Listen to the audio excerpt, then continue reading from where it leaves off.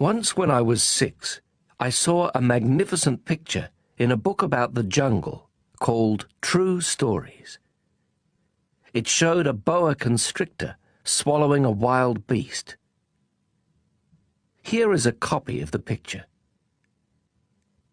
In the book it said, "Boa constrictors swallow their prey whole, without chewing. Afterward they are no longer able to move, and they sleep during the 6 months of their digestion."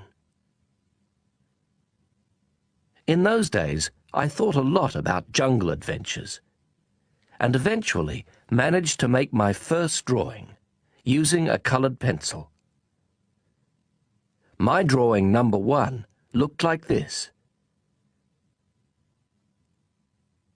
I showed the grown-ups my masterpiece, and I asked them if my drawing scared them. They answered, "Why be scared of a hat?"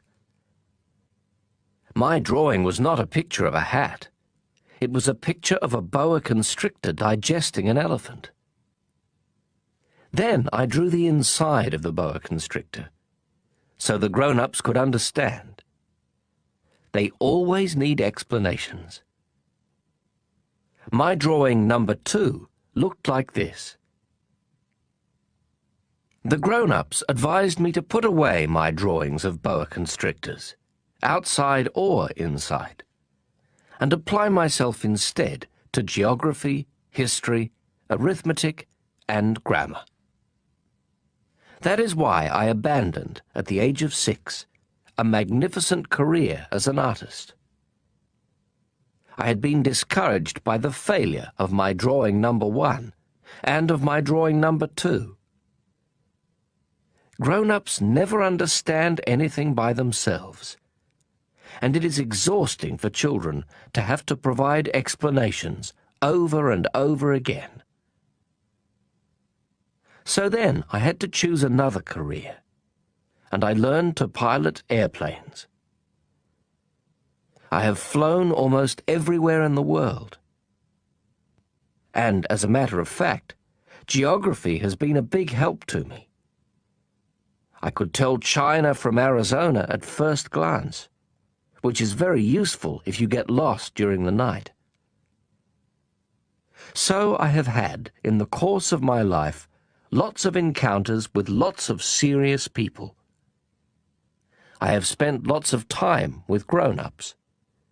I have seen them at close range, which hasn't much improved my opinion of them.